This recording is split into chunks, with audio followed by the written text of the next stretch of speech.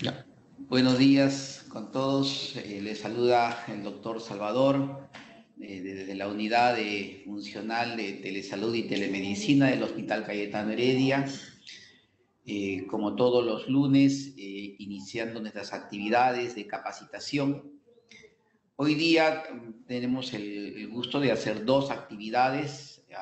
A esta hora vamos a iniciar con el doctor Martín Inga, ginecostetra, que nos va a hablar sobre hemorragias del primer trimestre. Al mediodía tendremos la segunda actividad coordinada sobre ecografía en trasplante renal. En esta reunión, la hemorragia del primer trimestre, como todos sabemos, es una patología, es una complicación bastante frecuente en el embarazo, que da muchas dudas, para lo cual hay que tener conceptos muy claros y sobre todo tener presente el manejo adecuado. Hoy día tengo el gusto de presentar al doctor Inga, que tiene mucha información, capacitación, experiencia sobre el tema. Sin más preámbulos, lo dejo con el doctor Inga para que haga la presentación. Adelante, doctor. Gracias. Bien, buenos días con todos los oyentes. Agradezco al doctor Salvador por la presentación. Y bueno, vamos a desarrollar el tema que estaba programado. Bueno, primero, mis disculpas porque la semana pasada estaba programado, pero por problemas de salud personales no se pudo realizar. Bueno, ya ahora, gracias a Dios, estamos aquí para continuar con estas actividades. La hemorragia del primer trimestre, como mencionaba el doctor Salvador, es un tema bastante importante, bastante interesante, y al cual deberíamos tener siempre a la mano y estar pensando siempre en las causas probables y, como dice el otro, el manejo. ¿Por qué estos temas son muy importantes? La Dirección de Epidemiología del Ministerio me daba como dato que la mortalidad materna pasó de 769 defunciones en el año 97 a 325 en el año 2016. Eso significa una caída del 42%. Las hemorragias en el primer trimestre, segundo o tercer trimestre durante el embarazo, puerperio, son una causa grande de muerte materna, una causa directa de muerte materna. La razón de mortalidad materna pasó de 265 muertes maternas por 100.000 nacidos vivos en el periodo 90-96 a 68 por 100.000 nacidos vivos el año 2015. Esto significó una caída, un descenso del 75%. Y para el año 2017 hubieron reportadas 377 muertes maternas. Bien.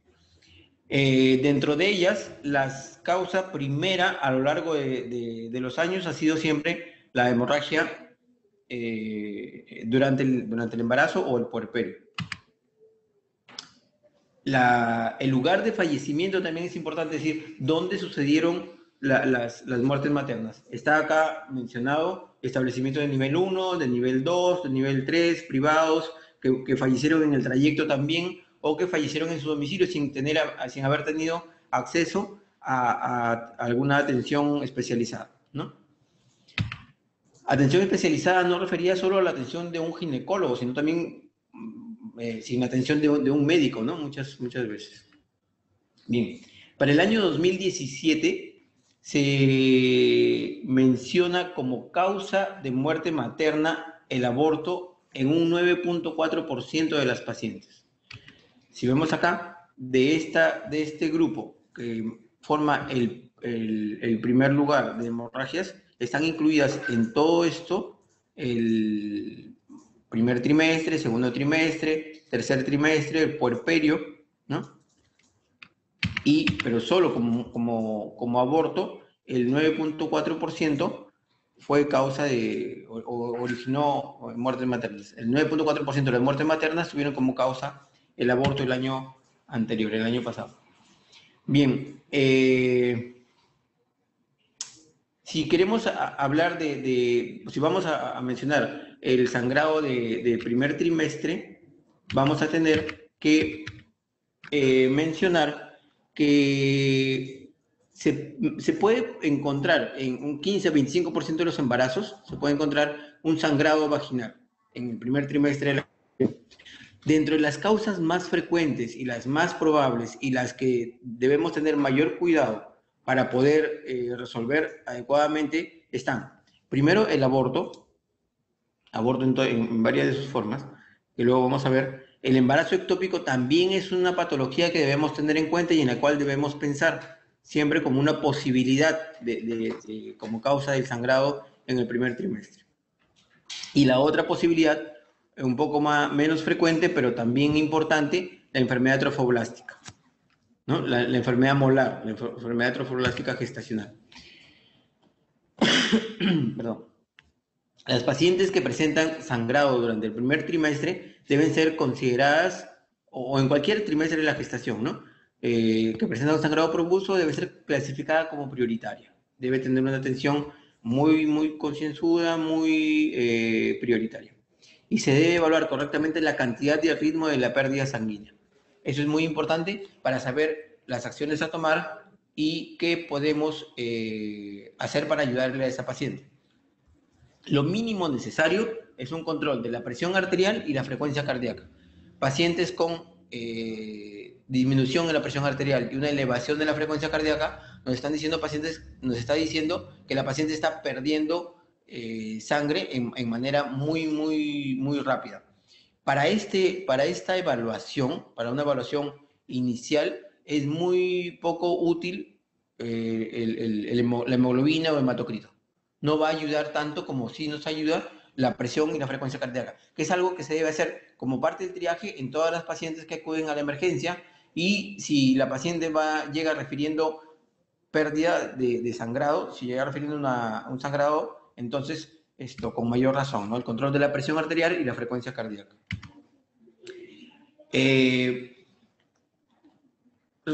Evaluando un poco la clínica, vamos a encontrar hipotensión postural con el cambio de posición del decúbito a la posición sentada o parada, un descenso en más de 10 milímetros de mercurio, nos menciona una hipotensión arterial. ¿Y esto qué significa en volumen?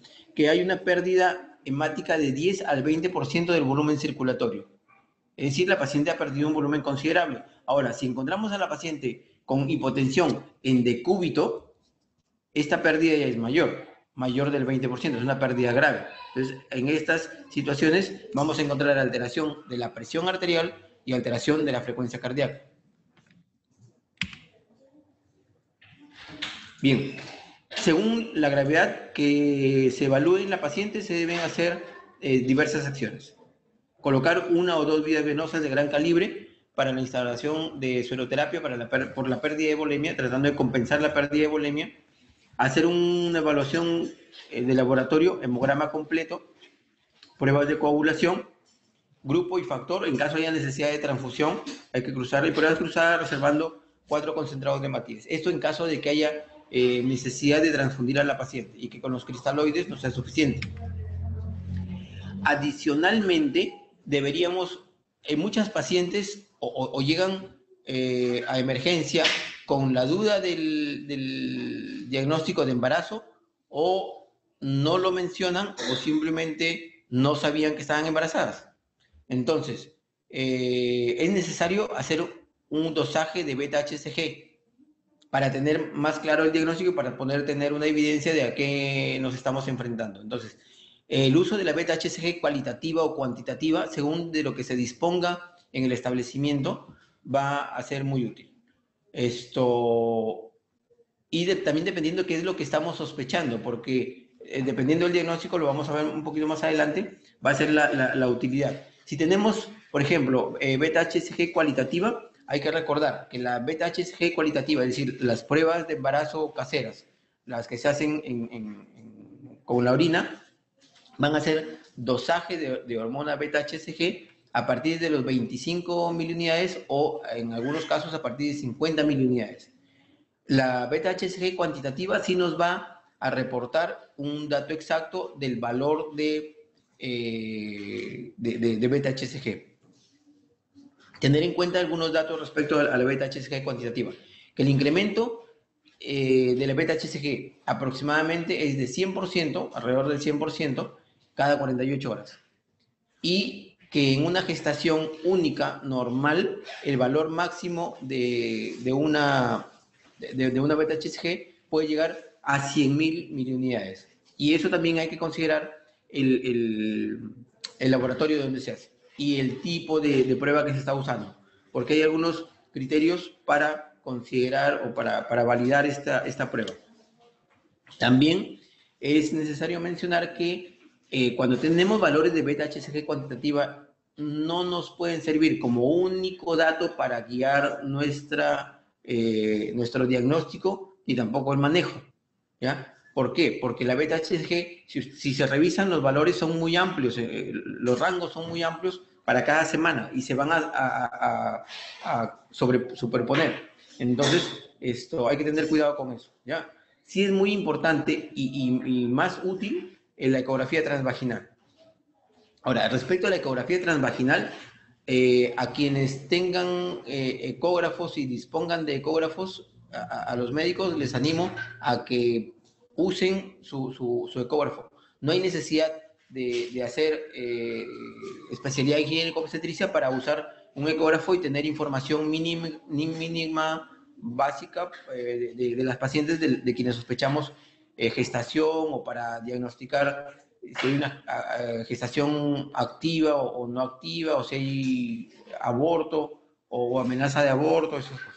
Entonces, a quienes saben hacer ecografía y a quienes les doy estos datos y a quienes no saben, bueno, informarse y practicar y tratar de hacer ecografía. Les va a ayudar mucho, sobre todo en establecimientos alejados o en establecimientos donde no cuenten con la posibilidad de tener acceso a un especialista.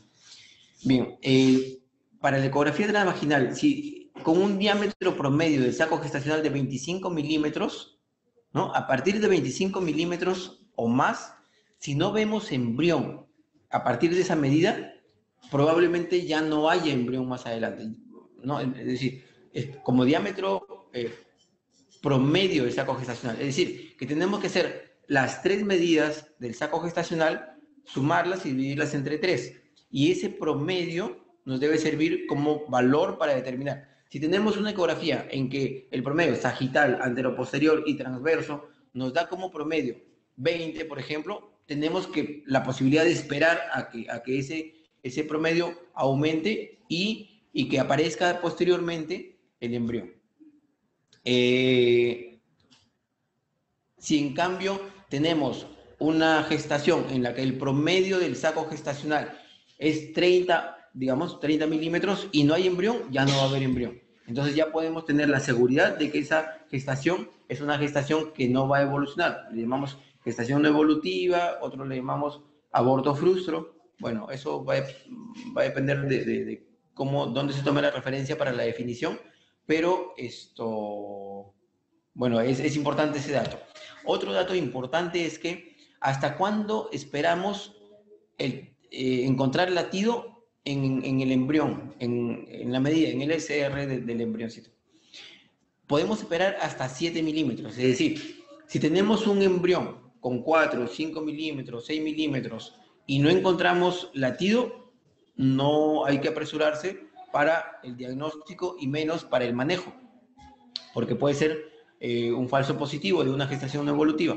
Tenemos que esperar hasta los 7 milímetros y si a partir de 7 milímetros o más no se encuentra latido, entonces ya no se va a encontrar latido y recién podemos dar el diagnóstico de una gestación no evolutiva o un aborto frustro. Cuando hacemos la ecografía transvaginal también tenemos que tratar de evaluar la presencia de masas anexiales, ¿no? Eso sobre todo para el diagnóstico de embarazo ectópico. Para quienes estén interesados en los datos anteriores del diámetro del saco gestacional y la longitud de LCR, en este artículo que está aquí anotado, ¿ya? Del New England, se va a encontrar, ahí encuentran toda esa información, ya desde el año 2013. Bien, como les decía, de entre los principales diagnósticos, aborto, embarazo ectópico y enfermedad trofoblástica. ¿Qué tenemos como definición? ¿Cuál es la definición de aborto? La interrupción del embarazo en una gestación menor de 22 semanas o con menos de 500 gramos de peso. Eso es la definición según la OMS. Dentro de las causas, anormalidades cromosómicas, hormonales, infecciosas, uterinas y cervicales, tóxicas, ambientales, metabólicas, endocrinas, inmunológicas y atrógenas. ¿Qué es lo que vamos a encontrar dentro de la clínica del aborto? Al examinar a una paciente podemos determinar si esto se trata de una amenaza de aborto, obviamente con la ayuda de la ecografía, si se trata de un aborto completo, un aborto incompleto, un aborto en curso, inminente o inevitable, un aborto retenido o un aborto séptico. Entonces, todas estas definiciones vamos a completarlas cuando hayamos evaluado a la paciente. Bien, entonces, por clínica, en una paciente con amenaza de aborto, orificios cerrados, dolor pélvico, sangrado o ambos. En aborto completo, cuando después de hacer la ecografía no encontramos restos en cavidad. El aborto incompleto, cuando encontramos restos con orificios abiertos también. El aborto retenido, generalmente hablamos de aborto retenido cuando la paciente ha tenido la interrupción de la actividad de la gestación por lo menos hasta 8 semanas. Este aborto retenido sí va a producir problemas básicamente de coagulación en la paciente. Y el aborto séptico es una patología que se está viendo muy poco. Y bueno, en la disminución de esta patología yo creo que ha contribuido mucho el uso de misoprostol. ¿No? Porque antes las prácticas para interrumpir la gestación de manera voluntaria eran muy osadas y muy riesgosas. Recordar que si tenemos una amenaza de aborto, hemos hecho, por ejemplo, viene la paciente con dolor, sangrado, se le evalúa el orificio cerrado, se le hace una ecografía y hay una gestación activa, ¿no? Entonces, y hay presencia de hematoma retrocoreal o algo así. El manejo aquí es simplemente manejo médico, ¿no?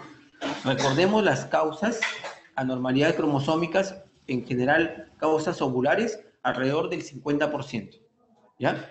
Y las demás hormonales, infecciosas. Descartar una infección urinaria también no estaría de más, dependiendo de la sintomatología de la paciente, pero siempre puede ayudar el uso de progesterona, 200 miligramos cada 12 horas por 7 días con reevaluación posterior, y paracetamol de 1 gramo cada 12 horas por 2 o 3 días.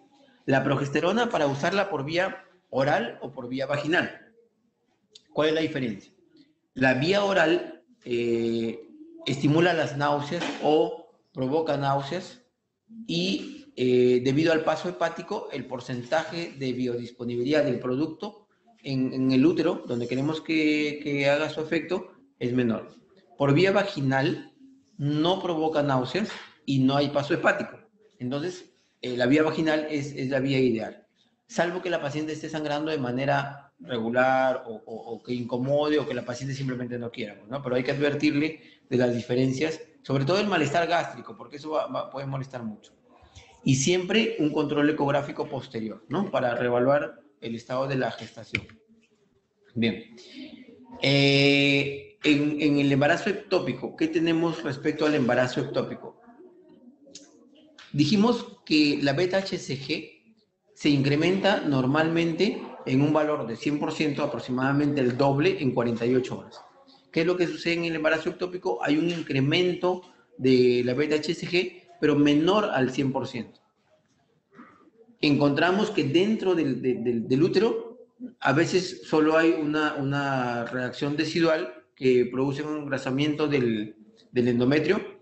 Podemos encontrar un pseudosaco gestacional, o sea, un saco sin vesícula vitelina, sin embrión y masa anexial, ¿no? Y masa anexial.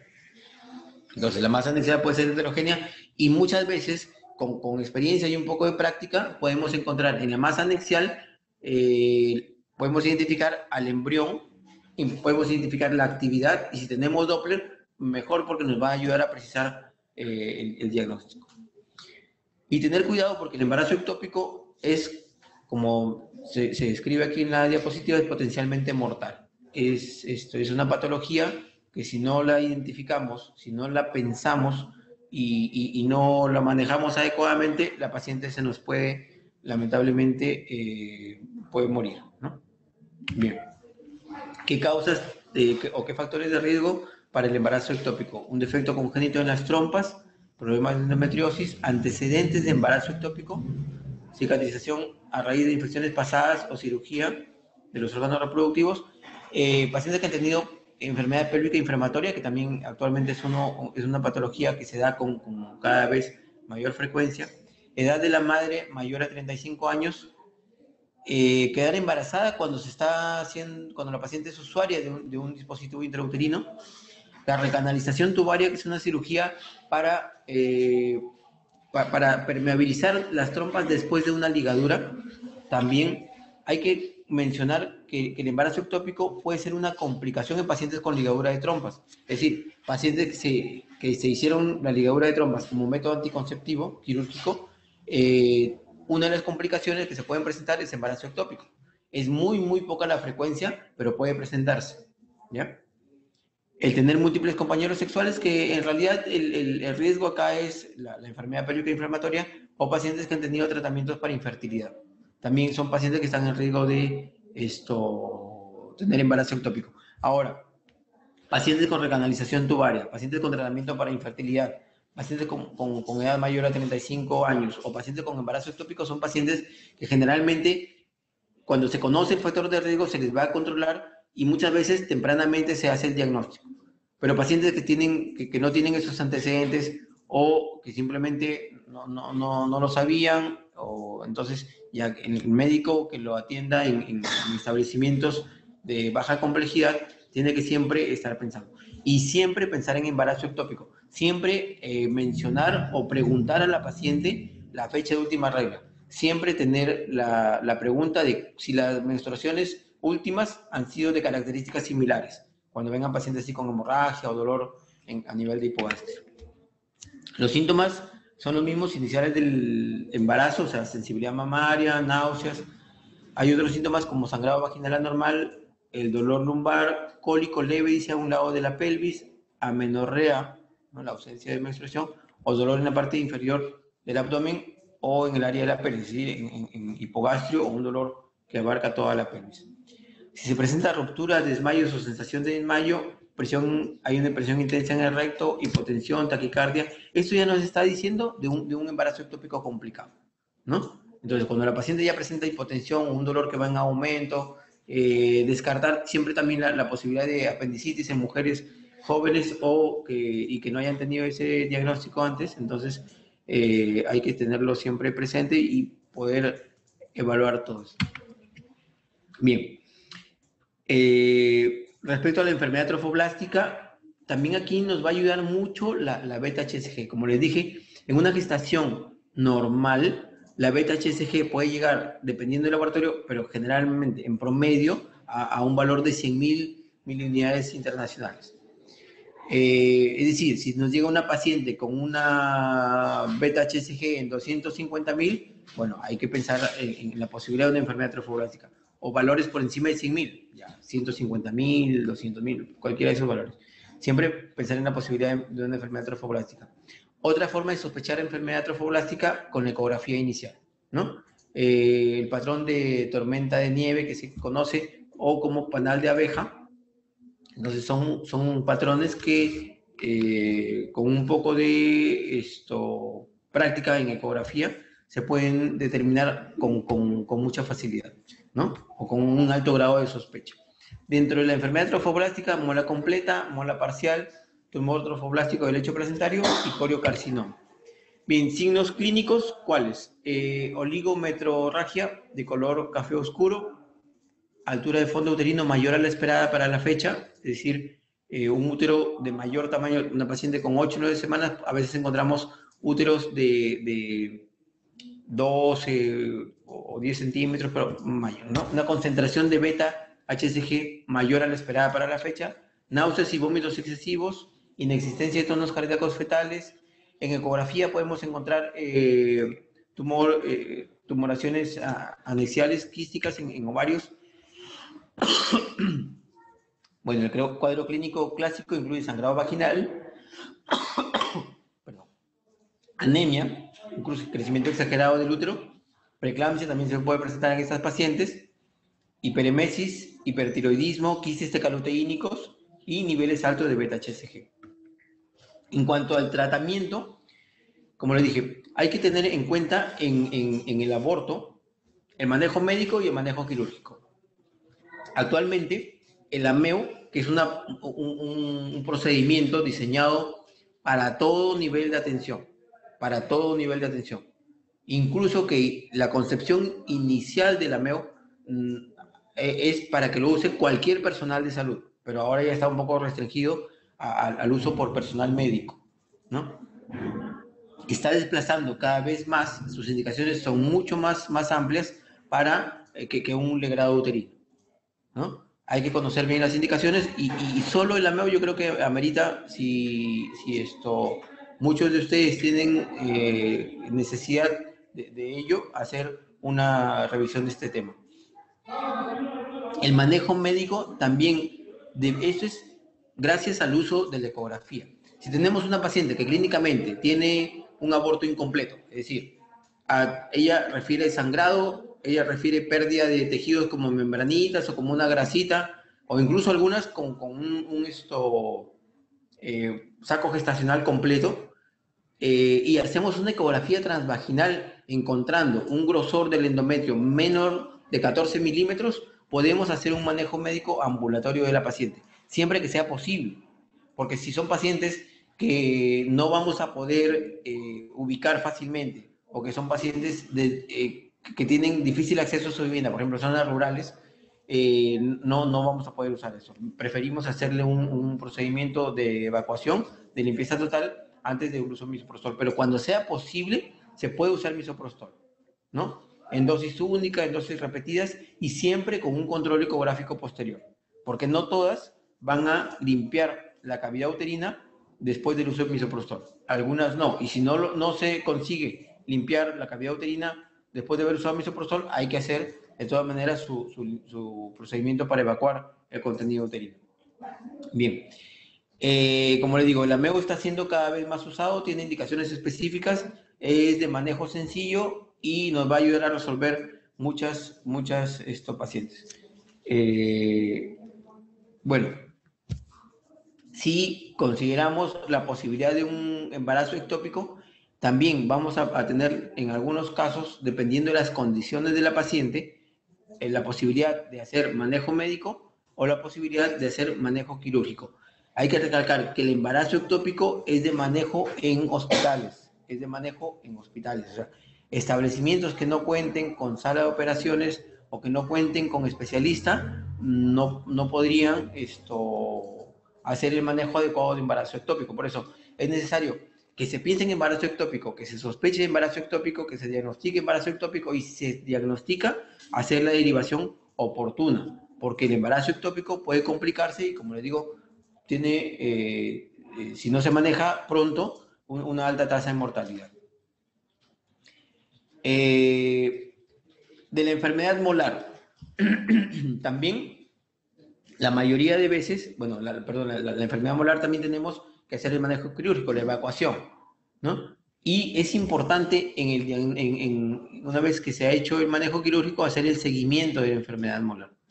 El seguimiento de la enfermedad molar va a ser un seguimiento a largo plazo en la que se propone un seguimiento de hasta un año para evitar complicaciones, porque la enfermedad molar puede recurrir o puede, como se vio en la diapositiva anterior, un tumor trofoblástico que está ahí persistente, la mola persistente, ¿no? En el sitio placentario. Entonces va a ser importante el seguimiento y va a ser importante la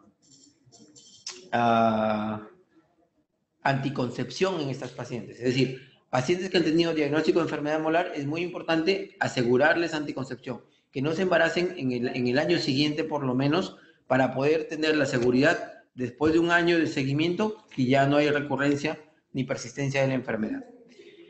Cuando se hace el manejo de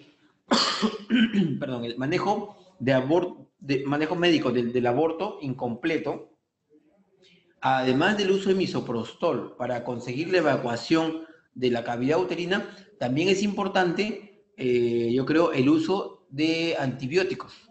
¿Por qué? Porque en muchas pacientes estos restos, si no se eliminan, bueno, con el uso del misoprostol, ¿qué es lo que puede suceder? Los restos pueden producir una infección pélvica en la paciente, ¿no? Y eso complicarnos más.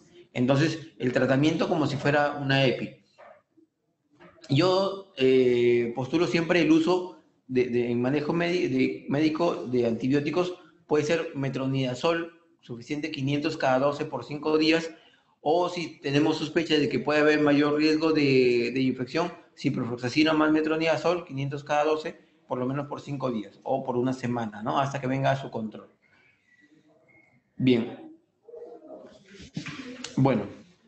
Quizás un poquito rápido porque tenemos también que conectarse con el grupo siguiente. Hasta acá, bueno, muchas gracias por su atención. Para quienes estén interesados o necesiten el artículo que les presentaba antes o cualquier otra información, ahí les dejo mi correo. Pueden escribirme o hacer consulta, lo que ustedes necesiten.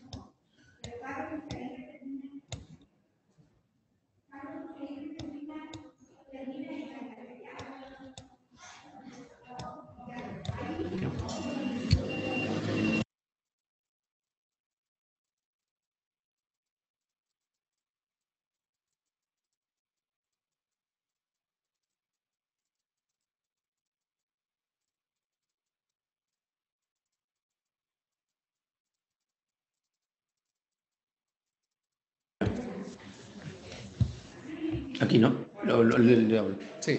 Ya. Preguntan las indicaciones para usar manejo médico en el aborto. Paciente con aborto incompleto y que tenga un grosor de endometrio menor de 14 milímetros. Y que no haya, que haya estabilidad hemodinámica, que no haya signos de infección. Es decir, que no sea una paciente con un aborto séptico, que necesite hospitalización. Paciente con hipovolemia, con sospecha de aborto séptico o infectado, va a necesitar un manejo diferente, ¿no? Pero si es una paciente que tenía una pérdida espontánea y al hacer el examen el orificio está cerrado, perdón, abierto o entreabierto, y al hacer la ecografía encontramos restos con un grosor en la imagen sagital de menos de 14 milímetros, se le puede dar manejo médico tranquilamente. Ahora, los esquemas son varios. Puede usarse misoprostol 600 microgramos, es decir, 3 tabletas por vía oral por 2 días, o 200 microgramos, que son una tableta cada 8 horas por 2 días, y con reevaluación posterior. Siempre la reevaluación posterior es importante, porque la eficacia del misoprostol no es al 100%.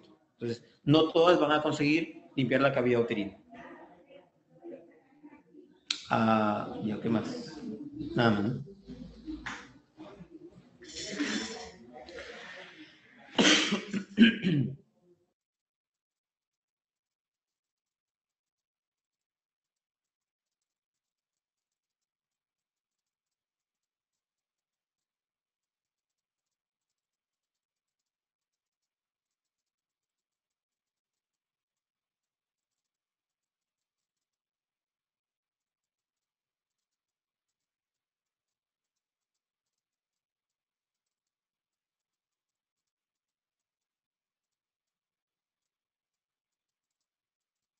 Hablando de sacovitilina y embrión.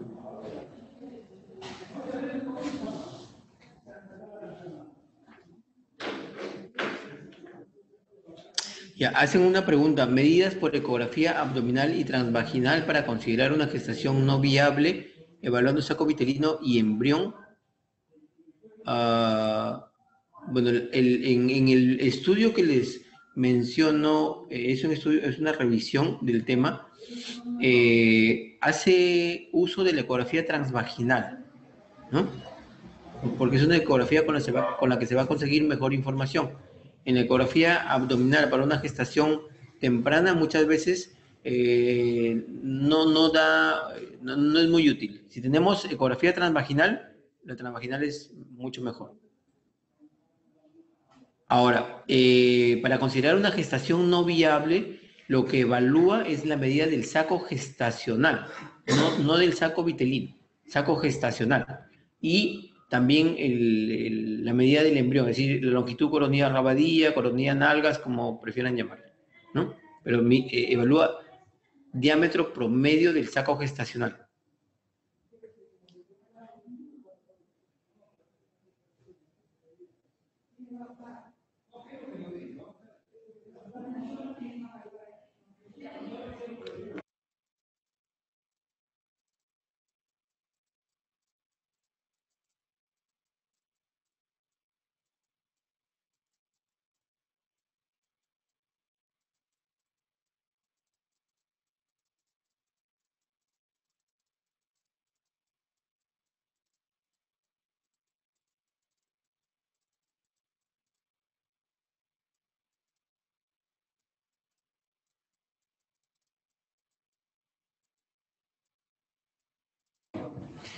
Ya dice que se refería a la medida mínima en la cual se detectaría el saco vitelino y luego el embrión. Bueno, eso es el embrión, vesícula vitelina, que se dice, ya. Eso es variable porque en algunas pacientes, como les digo, va a demorar hasta los 25 milímetros para que aparezca el saco vitelino y el embrión. Otras con un saco promedio, medidas promedio del saco gestacional menores, ya está apareciendo. En algunas desde 10, desde 15 ya se puede visualizar la vesícula vitelina por lo menos. Si encontramos vesícula vitelina, la secuencia ecográfica es saco gestacional, vesícula vitelina, embrión, ¿no? Entonces, si encontramos vesícula vitelina, es casi seguro que el embrión aparezca después, salvo que haya alguna intercurrencia con la gestación que bueno, la inactive y que ya evite su progresión, ¿no? Pero si encontramos vesícula vitelina, nos da información de dos aspectos básicos. Uno, que es una gestación intrauterina, ¿no? Salvo que tengamos bueno, pues el hallazgo de un embarazo heterotópico, donde hay una gestación intrauterina y una gestación extrauterina, o sea, un ectópico a la vez. Si lo encuentran eso, repórtenlo porque eso es muy raro. Y nos dice que la gestación es intrauterina y además nos dice que ya va a venir un embrión dentro de poco. Entonces, al encontrar la vesícula vitelina, nos da información que nos es útil también. Y como le menciono, la medida mínima, no habría una medida mínima en realidad, porque es variable, ¿no? Algunos desde 10 milímetros ya encuentras vesícula vitelina, otros a partir de 15, pero lo que sí le digo, la mayoría que tiene un saco gestacional o de 5 milímetros, en ese caso no vemos vesícula vitelina todavía.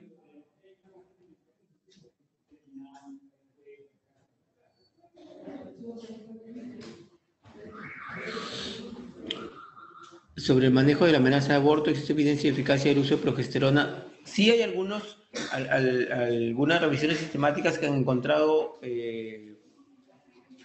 utilidad, otras también mencionan, hay algunas más recientes que también mencionan que no hay utilidad. Ahora, en todo caso, la progesterona no le va a hacer daño y personalmente tengo la opinión que por lo menos la paciente tiene la percepción de que algo se está haciendo por su gestación, ¿no? Ahora, tampoco le va a hacer daño. Ahora, es importante que no se abuse de la progesterona, o sea, tampoco vamos a usar dosis muy altas ni periodos muy largos, porque encontré la vez pasada en una revisión que había evidencia de extrusión vesical en fetos por el uso prolongado o alto de progesterona durante el embarazo. Entonces hay que tener cuidado también, ¿no? Entonces saber hasta cuándo lo vamos a usar y las dosis, hay que tener bien presente las dosis. En primer trimestre, la dosis de progesterona o hasta las 20 semanas, la dosis de progesterona 200 miligramos cada 8 horas, cada 12 horas, perdón, cada 12 horas, 200 miligramos cada 12 horas, por vía vaginal o por vía oral.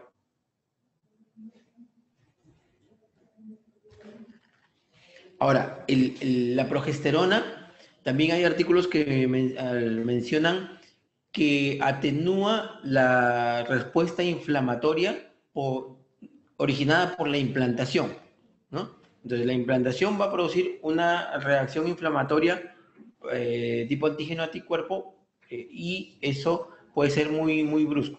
Entonces, la progesterona también participa atenuando esa respuesta inflamatoria, porque esa respuesta inflamatoria puede producir hematomas y puede producir amenaza de aborto, entonces ayuden de esa forma también.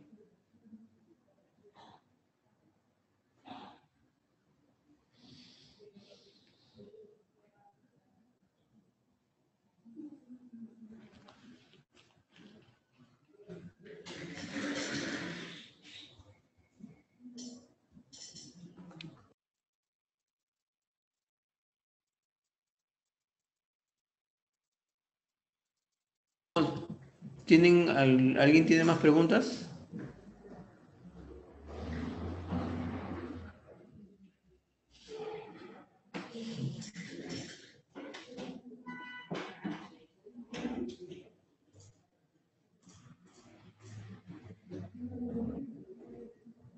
Bueno, si no hay más preguntas, nos despedimos agradeciendo su atención, agradeciendo su participación también. Y si necesitan alguien de alguna consulta posterior o si quieren el artículo completo, ahí tienen mi correo, me pueden consultar. También hacemos la invitación para el último lunes de septiembre con el tema de anticoncepción en primer nivel, ¿no? Bien. A ver, acá hay otra pregunta. ¿Cuál sería la mejor medida durante el manejo de la amenaza de aborto, hidratación o reposo absoluto? Bueno, aparte respondiendo a esta pregunta, ¿cuál sería la mejor medida en el manejo de la amenaza de aborto, hidratación o reposo absoluto? El reposo absoluto es algo que puede contribuir definitivamente, pero siempre va a depender de las causas, porque, por ejemplo, si tenemos causas ovulares, lamentablemente ante ello no podemos hacer mucho. Después de las causas ovulares tenemos causas hormonales. En eso nos puede ayudar la progesterona. Insuficiencia de cuerpo lúteo puede presentarse y la progesterona lo puede solucionar. Infecciones también es otra de las causas y la más frecuente durante una gestación, la infección urinaria. O sea, siempre deberíamos descartar el riesgo de una infección urinaria. La hidratación y el reposo sí van a ayudar, ¿no? Porque como les digo, si las causas son causas ovulares, con hidratación, con reposo, con hospitalización, con progesterona, con toda la medicación necesaria, igual la gestación va a terminar perdiéndose, ¿no? Pero la hidratación o el reposo absoluto también van a ayudar, ¿no? Y el reposo absoluto, más que hidratación, salvo que haya tenido una pérdida regular o a la paciente tenga que hospitalizársele por algún otro motivo, ¿no? Misoprostol acompañado de antibióticos es útil solamente en evidencia de complicación de infección posterior. Si hay necesidad de usar el misoprostol es porque he diagnosticado un aborto incompleto que tiene pocos restos en cavidad. Entonces, si voy a usar el misoprostol para pretender limpiar la cavidad, es conveniente usar antibióticos, ¿no? ¿Por qué? Porque existe la posibilidad de que no consiga limpiar la cavidad. Y si esos restos están mucho tiempo, me pueden producir un aborto incompleto infectado o me pueden producir una enfermedad pélvica inflamatoria. Entonces, que es muy, muy comprometedor en pacientes que son jóvenes o pacientes que no han tenido hijos todavía. Entonces, podemos complicar el pronóstico de fertilidad de esa paciente, ¿no? Entonces, es conveniente usar antibióticos siempre que usemos misoprostol.